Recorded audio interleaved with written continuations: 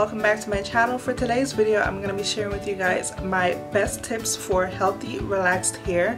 Really quickly, before we jump into this video, if you guys aren't subscribed to my channel, please hit the subscribe button. Also, my social media links will be linked down below in the description box. Go ahead and check me out on Instagram. And yeah, let's get into this video. Now, I did make notes on my phone here, so I'm just going to be scrolling through and giving you guys my tips. The first and best tip that I can ever give you guys is to deep condition your hair. Deep conditioning is super important. So I used this ORS deep conditioner, and I love this deep conditioner because it gives your hair the perfect balance of protein and moisture, which is what every healthy hair needs to grow. So I don't care if your hair is relaxed or natural, you need to deep condition your hair. It's just super important for your hair. I've tried other deep conditioners here and there, but this is the one that is a staple for me in my routine because it gives your hair that perfect balance of moisture and protein. So yeah, definitely deep condition. My next tip is to stretch your relaxers, and I'm not talking about a long stretch because I know people who have stretched their relaxers for 6 months and people who have stretched their relaxers for a year. I do a 3-month stretch, and that's not even long. I know some people say that you're supposed to relax your hair every 6 to 8 weeks. Don't do it. Bad idea.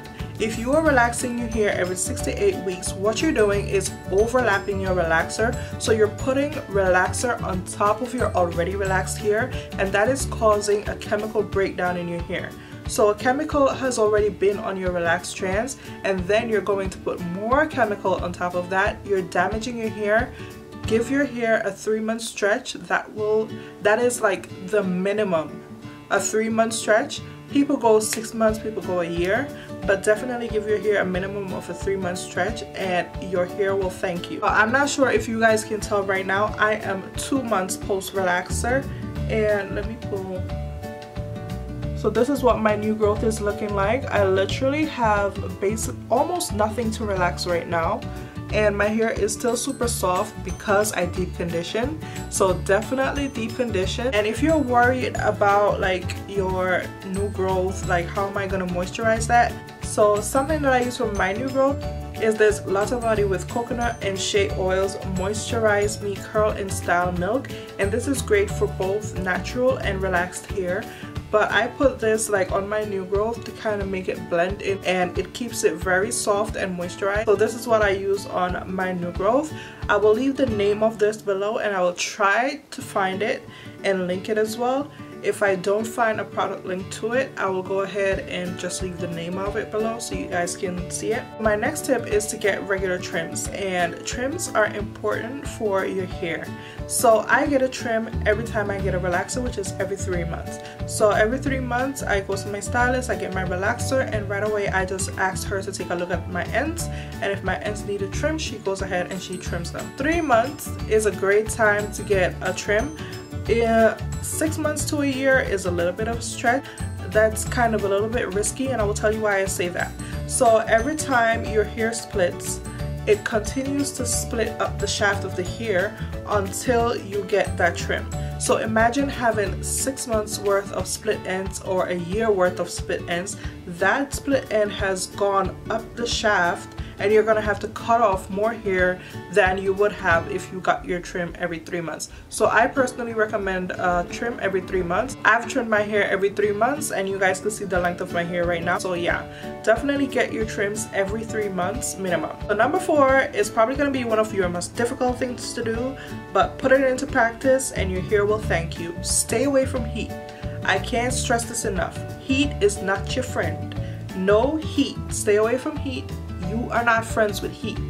I don't use heat on my hair. The only type of heat I use on my hair is when I put my deep condition in, and I just sit under the dryer for a few minutes to let that open up my cuticles so my hair will absorb the deep conditioner better. But other than that, flat irons, I don't use it. I haven't put heat on my hair in over a year and a half, and I don't use my curling irons either. They're basically here for decoration. Like, I really don't use them. I kind of do like heatless curls or stuff like that, and if by some crazy fluke I don't have any time to do like my heatless curls and I need to curl my hair, then I will go ahead and use a hot tool, which is very rarely. Like I said, I've never used heat on my hair in like a year and a half now, but whenever I do decide to use heat, I always use a heat protectant. My heat protectant of choice is my Tresemme heat protectant. It protects your hair up to 450 degrees of heat. It's in my room right now and I don't feel like going for it, so I'll pop a picture up of it on the screen. But yeah, that is my heat protectant of choice if ever I decide to use heat on my hair. But yeah, heat is not your friend. If you have to use heat on your hair, I recommend once a month. Any more than once a month and you're killing your hair. Heat is not your friend. Stay away from heat. So wrapping your hair at night also helps to keep your ends protected and keep your hair protected as well.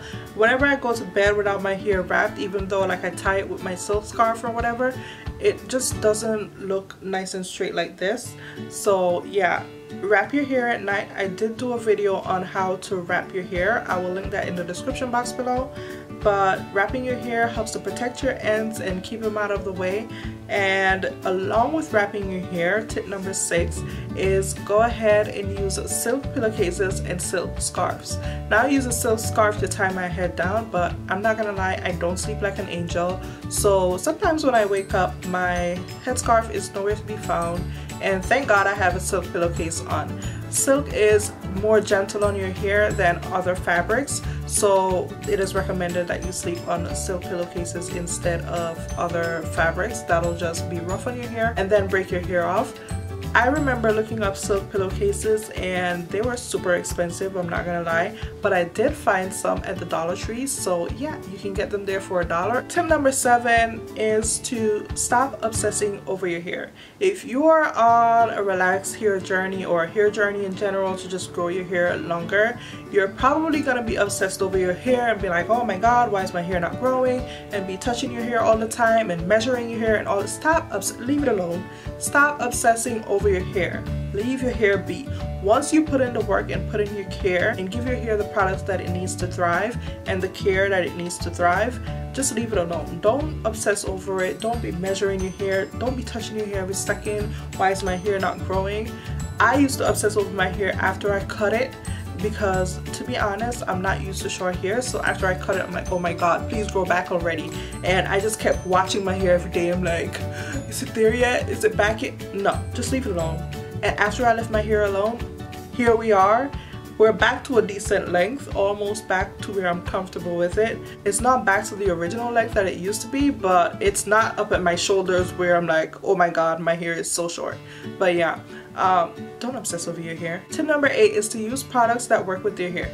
But all our hair types are different. Some people have super curly hair, some people have dry hair, some people have hair that can retain moisture, some people's hair can't retain moisture. For example, myself, I can't use coconut oil on my hair because coconut oil sits on my hair strands. My hair doesn't absorb moisture well, so my hair is low porosity. I will link a post in the description box below about how to find out about your hair porosity. That is how well your hair absorbs moisture. My hair is low porosity. It does not absorb moisture well. Use products that work with your hair, and this may take trying out some products, but then once you find the stuff that works with your hair, you're able to develop like a really good hair care regimen. So try a few products here and there, see which one you like, and then use those products on your hair.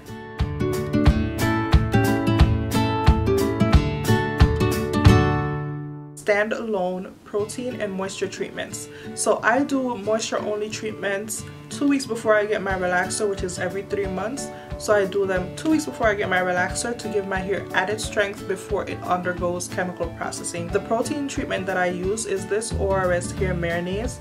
I've been using this even before I relaxed my hair, and I absolutely love this. I swear by this protein treatment with everything. Like, I'm telling y'all, this is bomb. And my moisture treatment that I use is this Garnier Whole Blend Nourishing Mask. Now, in a recent video that I did, it was my best products for relaxed hair video, I believe. I will just link my hair care playlist below so you guys can go ahead and check that out if you want to. But yeah, I mentioned this product and that I was supposed to stock up on this product. I cannot tell y'all how hard this is to find. Like every store that I went to, this was sold out, and when I found it in one beauty supply, they were like selling it for $10, and I'm like, I know you lying, because Target has this for $6. So I had to order it online and ship it to the store for my little $6 because I refuse to pay $10 for this. Okay, so yeah, this is really good. It smells so amazing. Y'all don't even understand, it smells so good. But yeah, this is the moisture treatment that I use. So Standalone protein treatment and Standalone moisture treatments also work for your hair, aside from deep conditioning. Tip number 10 is my final tip, and that is to drink water. I know you guys didn't think that that was gonna come, but drinking water has a lot to do with your hair. So drinking water hydrates the hair and helps to regulate your circulatory system, and your system now feeds the hair follicle and stimulates hair growth. So if you're not drinking enough water, your hair becomes dehydrated and brittle, and then it will start to break off. So drinking water definitely helps with the growth of your hair. I know that one is a little wild. It was a little wild for me, and I was like, drinking water, hair growth, really?